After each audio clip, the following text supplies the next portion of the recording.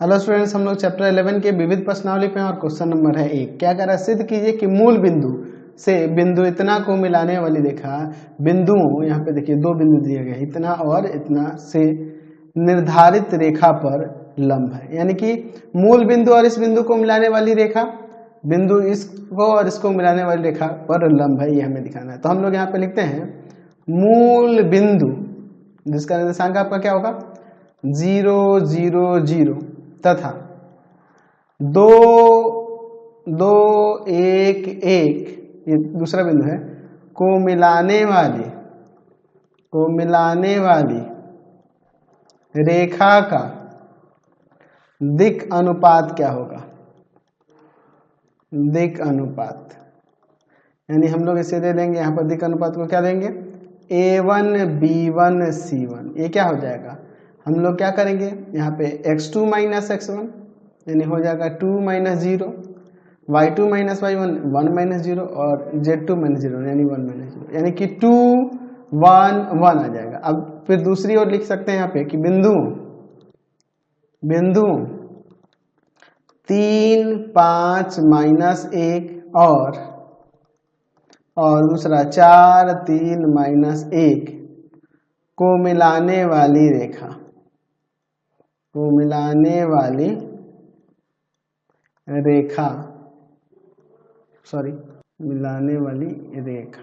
Space कम है यहाँ पे, ठीक है। मिलाने वाली रेखा का दिक् अनुपात यानी कि A2 B2 C2, तो क्या हो जाएगा 4 माइनस 3 3 माइनस 5 और माइनस 1 माइनस 1। तो यहाँ देखिए हो जाएगा 1, यहाँ हो जाएगा माइनस का 2 और यहाँ देखिए माइनस में प्लस 0 आ जाएगा। अब यहाँ पे लिख सकते हैं, हम लोग दिखाना है लंब है, तो A1 A2 plus B1 B2 और प्लस C1 C2 0 आना चाहिए, ये ना हम लोग जानते हैं।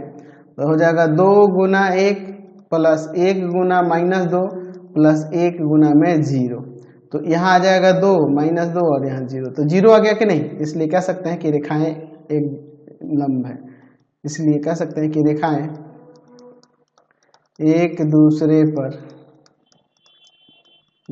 पर लंब है।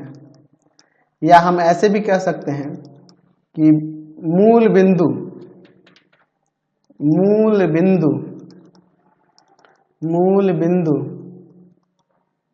तथा 2 1 1 को मिलाने वाली रेखा बिंदुओं